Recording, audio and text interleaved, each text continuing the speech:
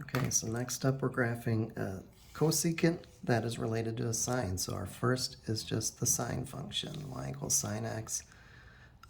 We don't have any compressing or stretching horizontally, so 0 to 4 pi is fine for 2 cycles. And we're just scaling it by 2. So we don't need much vertical scaling, and let's say we're going out only as far as 4 pi.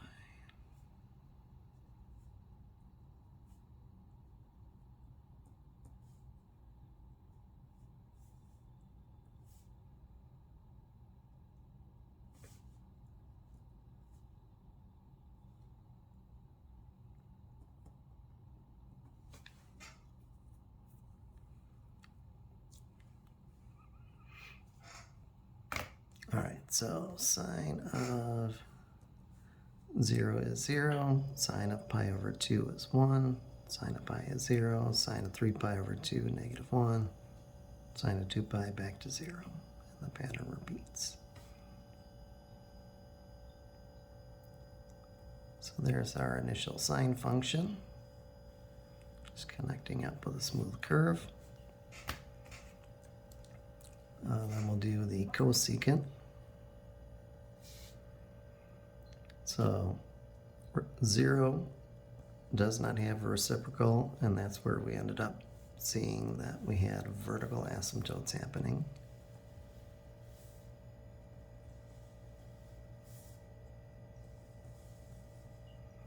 One is its own reciprocal, as is negative 1.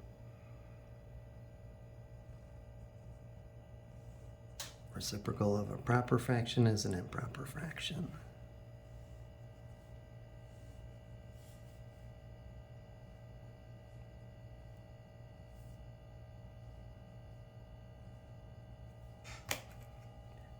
And then the last stage of this guy, we deal with the negative 2. So we take our old blue values, multiply them by negative 2. So 1 times negative 2 is negative 2. Negative 1 times negative 2 is positive 2. And so on.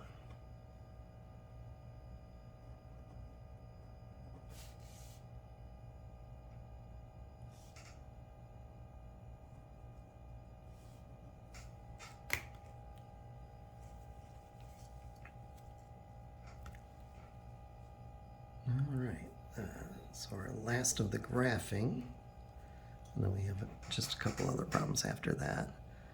This one is based on a sine function, so I'll start there. We just have a shifting by pi over 4. Vertical scale, we're going to be looking at an amplitude of 3.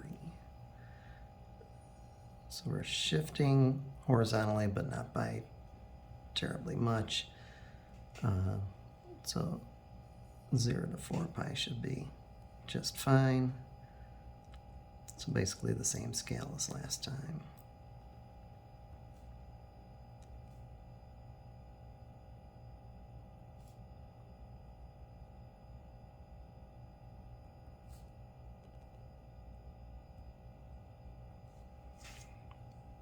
So sine of 0 is 0, sine of pi over 2 is 1, sine of pi is 0, sine of 3 pi over 2, negative 1, and so on.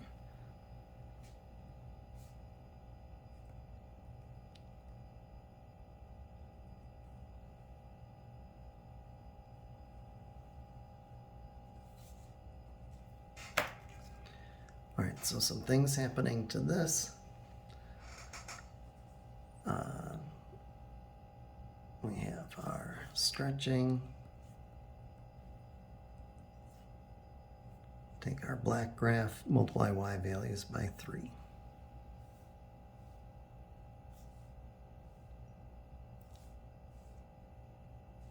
Zero times anything is still 0.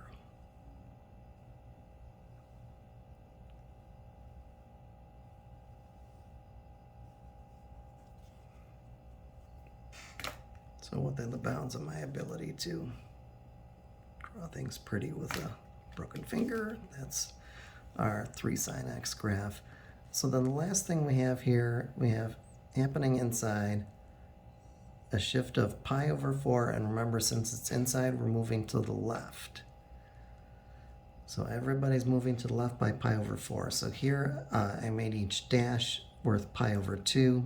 Pi over 4 is half of that, so everybody's moving just one dot, one grid square to their left.